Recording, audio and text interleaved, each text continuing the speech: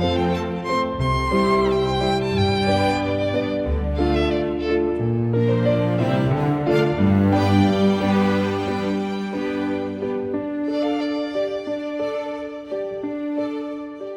and welcome to a new episode of Women in Classical. For today's episode, firstly, we are in Paris. We have a different setup, and this episode is actually going to be in French, but everything will be subtitled in English.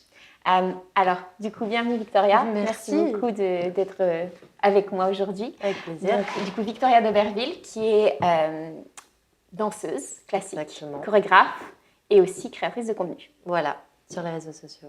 Alors du coup, je trouve qu'il y a un truc très intéressant, je sais qu'on ira en plus de détails, mais c'est le fait que vraiment tu donnes, et je pense que c'est un truc qu'on a un peu en commun, où tu t'essaies de donner à la danse classique une image un petit peu différente, une image plus moderne, à faire vraiment des vidéos, des fois dans des endroits où on ne s'attend pas. Donc voilà, c'est vrai que je pense qu'on a un petit peu ce lien, moi c'est de suite avec ça que j'ai accroché, parce que j'essaye de faire la même chose dans la musique classique. Mais on va recommencer déjà au début. Comment est-ce que tu as commencé la danse, à quel âge et surtout à quel moment en fait tu t'es dit je vais en faire mon métier? Alors j'ai commencé la danse à l'âge de 5 ans dans une toute petite école à Orléans. Ensuite je suis arrivée à Paris, je suis rentrée dans un conservatoire, schéma typique.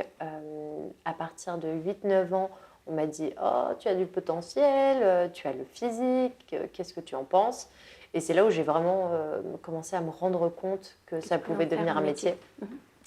Donc, je me suis préparée pour présenter l'audition de l'Opéra de Paris pour les enfants, donc l'école de danse. Ça, c'est quand tu avais 9 ans, c'est ça? Exactement. D'accord. Donc, je suis rentrée à l'école de danse à l'âge de 9 ans, dans l'internat, donc pour suivre le cursus de l'Opéra de Paris. C'est tôt. C'est très tôt, c'est très tôt. Et ensuite, je suis rentrée au Conservatoire national de danse et de musique à Paris, le CNSM. J'ai poursuivi mes études de danse pendant presque 8 ans, jusqu'à l'âge de 18 ans où j'ai été diplômée. Et de là, je suis rentrée en compagnie, donc à l'Opéra de Bordeaux. Donc j'ai fait plein de petites compagnies, plein de productions différentes. Et après, j'ai commencé à m'intéresser de près aux réseaux sociaux. D'accord.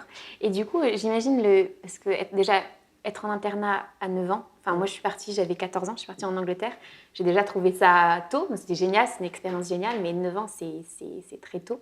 Comment tu as géré ça au niveau pression, au niveau, et surtout aussi même au niveau par exemple de l'école, comment tu es arrivée à faire tout ça en même temps? Parce que c'est vrai qu'un truc, les gens ne se rendent pas compte, et je pense qu'il y a un lien avec la musique classique et la danse évidemment, c'est qu'on commence très jeune et qu'on fait des sacrifices très jeunes. Très tôt, ouais. Et alors que généralement les autres vont être là à sortir quand on est ado, nous on reste là à travailler. Donc comment un peu tu as vécu ça? Exactement.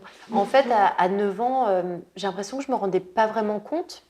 Évidemment, je voyais mes parents que le week-end, mais j'aimais tellement ce que je faisais que je ne le voyais pas vraiment. Après, c'est plus sur le temps. J'avais des amis qui, eux, ont suivi des cursus normaux, qui sortaient, qui me disaient « Mais alors, tu viens ?» Et moi, j'étais là « Mais non, demain matin, 8 heures, je danse, en fait. » Donc, chez nous, en fait, ça fonctionne avec l'école le matin, la danse l'après-midi. On nous apprend plusieurs sortes de danse et on vit tous en communauté, tous ensemble. Donc, c'est vrai que l'entente avec les autres danseurs est assez importante pour vraiment pouvoir bien vivre là-bas.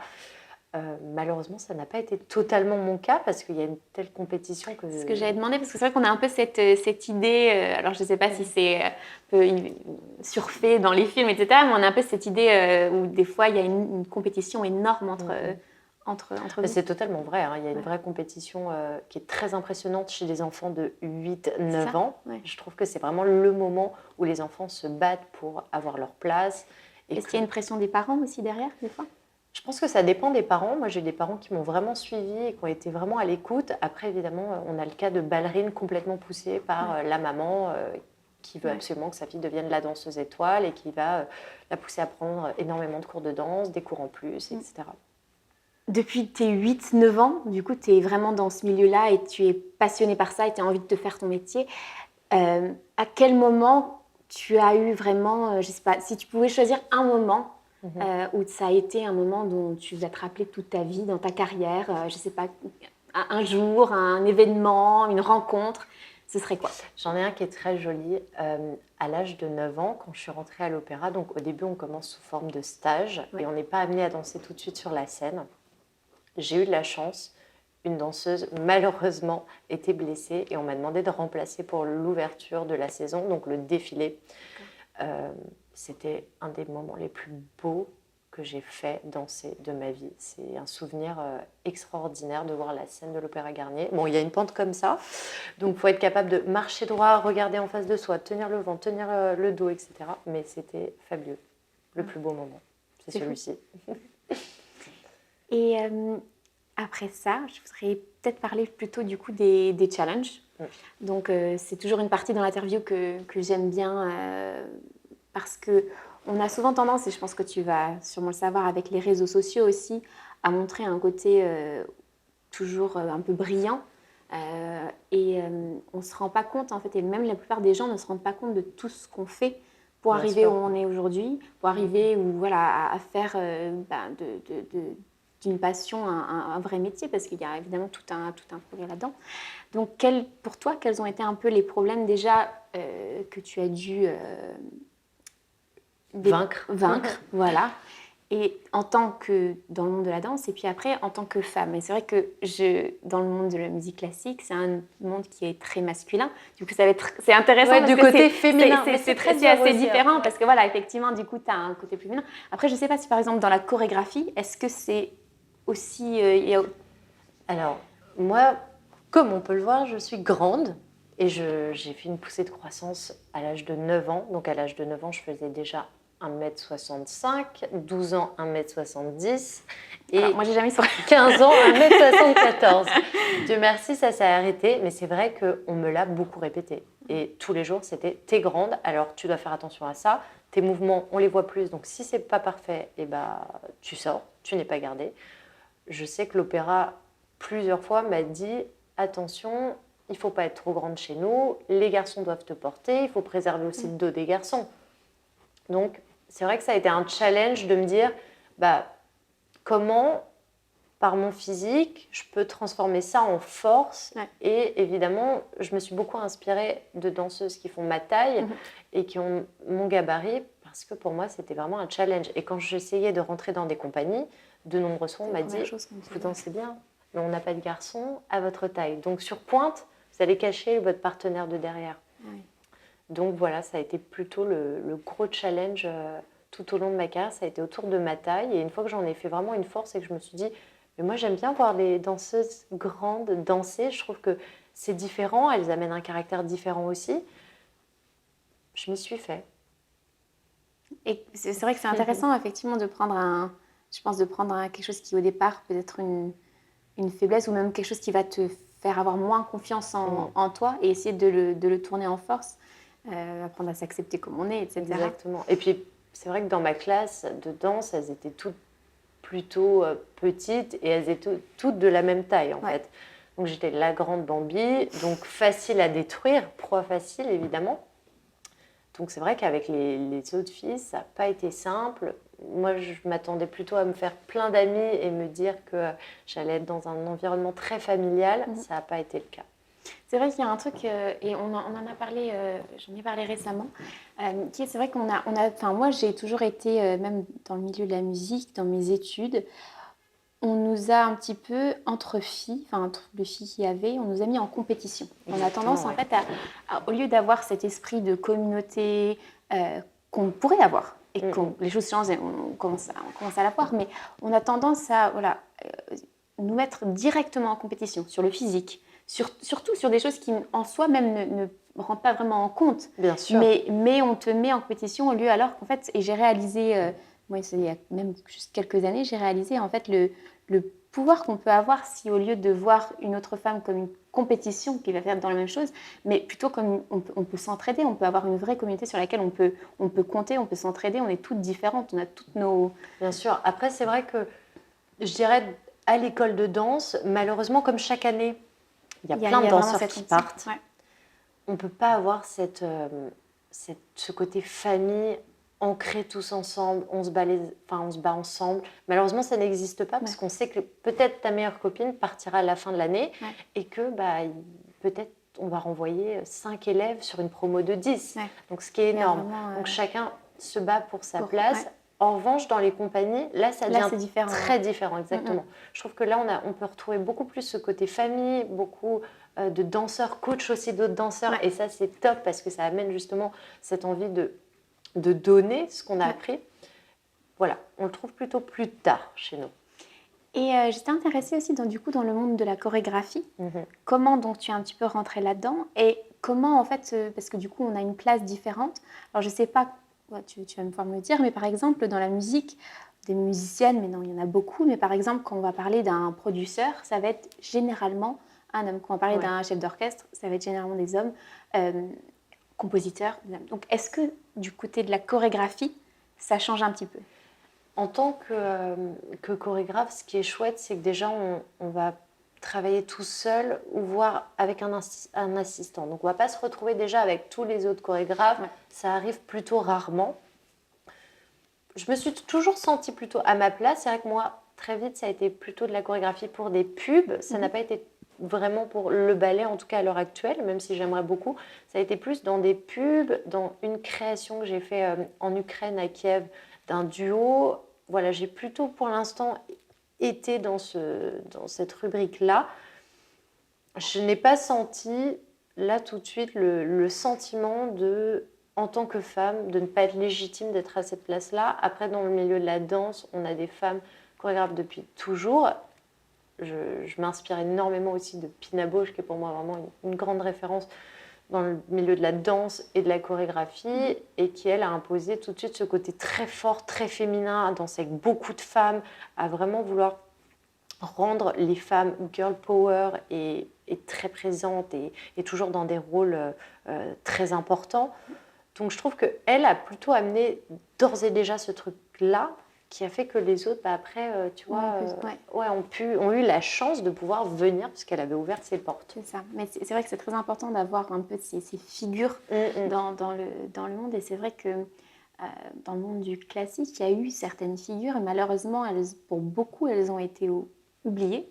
On a eu beaucoup de figures compositrices qui ont été extrêmement connues de leur temps et qui pourtant on se demande pourquoi ont été oubliées. J'avais même fait, juste récemment, où je faisais des recherches sur plusieurs femmes compositrices et c'est fou parce que le paragraphe qui finit chaque biographie est le même qui est elle a été oubliée. C'est vraiment, genre, elle a été oubliée. Voilà. Mais c'est vrai que c'est extrêmement important et c'est pour ça que d'ailleurs j'aime faire ce podcast parce que je pense que c'est avoir, quand on grandit, avoir quelqu'un qui nous inspire, avoir quelqu'un à qui on peut s'identifier.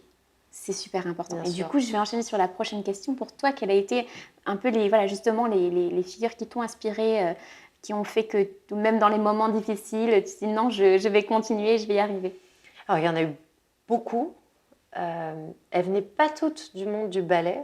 Je dirais la toute première a été Sylvie Guillem, évidemment très grande ballerine de l'Opéra de Paris, puis du Royal Ballet, qui a fait une carrière solo extraordinaire. Donc évidemment, comme c'était la première à faire ça, je tombais vraiment en admiration devant elle. Beaucoup évidemment de danseuses grandes, dont Agnès Le Testu, Marie-Agnès Gillot. Et ensuite, dans la vie de tous les jours, j'ai plusieurs femmes qui m'ont en fait beaucoup marquée et qui m'ont beaucoup appris, qui sont en fait devenues très rapidement des références. Pas uniquement dans des milieux artistiques, mais ça peut être des femmes chefs d'État, comme évidemment bien sûr des musiciennes ou des actrices. Voilà, plutôt naturellement, beaucoup ma maman. Je me suis laissée porter et c'est vrai qu'aussi j'ai beaucoup admiré des hommes danseurs. Je trouvais que c'était intéressant de voir la force qu'ils avaient et il y a un moment je me suis dit tiens, est-ce que cette force-là, moi je pourrais me la permettre? Ouais. Et oui, voilà, je me suis vraiment inspirée de tout ce petit monde-là sur un très grand éventail. Et du coup, dernière question, mais qui est une question pour moi très importante. Il y a des choses qu'on apprend sur le tas, par nos erreurs, par des moments où on s'est senti vraiment au fond et on a failli abandonner. Et des choses qu'on a appris petit à petit. Si tu pouvais donner vraiment en fait un conseil, ou plusieurs même, à des jeunes filles qui démarraient maintenant. Et je pense aussi au fait que bon, on est toutes les deux beaucoup sur les réseaux sociaux. C'est pas toujours facile. Et je pense qu'aussi même maintenant dans une génération qui grandit avec les réseaux sociaux dès le plus jeune âge en soi, quels seraient tes conseils? C'est vrai que moi, j'ai eu beaucoup de faiblesse par le fait d'être grande dans le milieu, aussi dyslexique. Ça a été très compliqué pour moi de vraiment trouver ma place. Et c'est vrai qu'à ce moment-là, j'aurais aimé que quelqu'un me dise, mais prends confiance en toi, tu n'es pas là pour ressembler à quelqu'un d'autre. Pendant très longtemps, j'ai été à me dire, ah bah, je me compare aux autres et je ressemble à personne. Donc je dirais que le fait d'arrêter de s'identifier à quelqu'un est très important et créer son propre style, son propre univers. C'est vraiment ce que j'ai essayé d'amener sur les réseaux sociaux. Je suis une personne assez drôle, j'adore rigoler. Et pour moi, ça a coulé de sens de pouvoir créer des contenus sur les réseaux sociaux drôles, amusants, plus proches du public, plus proches des gens, qui peut peut-être changer et amener des nouveaux codes dans le monde de la danse classique. Voilà, de pouvoir tourner autour de tout ça. Je pense que la danse classique, ça peut être parfois très loin des gens et ça devrait s'adresser à tout le monde. Effectivement, je pense qu'on a aussi un peu des images un petit peu... très connotées. Voilà, exactement. Ah oui, nos métiers sont très connotés. Donc c'est vrai que de voir en plus une femme faire quelque chose d'amusant, c'est pas anodin. Donc c'est vrai que c'était pour moi, je trouve, une belle porte de sortie. Et pour une fois dans ma vie, je me suis dit, bah, je suis à ma place et c'est celle-ci. C'est super, je pense qu'effectivement, mais c'est pas facile de trouver sa place, d'avoir confiance en soi. Est-ce que tu pourrais par exemple me dire comment tu as fait justement pour arriver à faire ce chemin-là, pour arriver à prendre confiance en toi? Parce que c'est vrai que c'est un truc on demande souvent et c'est un problème qui est récurrent, je trouve, chez beaucoup de filles plus jeunes. C'est ce manque de confiance en soi, c'est le fait qu'on a tout le temps tendance à se comparer. Encore plus, encore une fois, avec les réseaux sociaux, il y a des côtés tellement positifs avec, mais le côté négatif, c'est vrai qu'on a tout le temps tendance à regarder, à se comparer. Et c'est vrai que même aussi, moi, dans le monde de la musique, j'ai mis un petit peu de temps, mais vers 18-19 ans, j'ai pris ma propre voie et j'ai jamais été plus heureuse que le moment où je me suis sentie à ma place, le moment où j'ai eu le courage de me dire non mais je fais ça et peu importe ce que les gens disent, peu importe les jugements, de toute façon j'avais rien à perdre. Et voilà, mais il y a ce sentiment vraiment de se sentir à sa place, de sentir qu'on est là où on devrait être, mais c'est toujours pas facile d'arriver là. Donc pour toi, comment tu as fait vraiment pour arriver à avoir confiance en toi comme ça? En fait, pour moi, les portes très tôt se sont beaucoup fermées. Donc ça a été très dur. Je me rappelle avoir passé des nuits à pleurer en me disant mais en fait, pourquoi je fais ce métier? Quel est l'intérêt de me sentir détruire et d'être plus bas que terre? Et en fait, c'est sur le temps qu'on apprend parce que plus les portes se ferment, plus on s'endurcit, plus on essaie de travailler encore plus. Ça pousse aussi. Parfois, il y a un côté bénéfique quand les choses ne marchent pas parce que ça veut dire que quelque part ailleurs, elles vont marcher. Donc je pense qu'il faut vraiment garder un optimisme important pour se dire je dois continuer si j'aime ce métier, si je suis faite pour ce métier et si ça résonne au plus profond de mon corps, c'est qu'il y a quelque chose au bout. Et c'est le plus important. Peu importe que les gens disent bah, t'es comme ci, t'es comme ça, il faut avoir un corps comme ça pour faire la danse, il faut jouer comme ça pour faire du violon et peut-être avoir ce visage. Je pense qu'il faut passer au-delà et, comme on disait, trouver sa voie, en fait. Et c'est là où on prend vraiment confiance en soi. C'est quand on a trouvé son ancrage et l'endroit qui nous convient. Merci beaucoup. Merci. Pour tous tes conseils, pour tout ce que tu as partagé. Merci. Merci et merci à vous d'avoir écouté.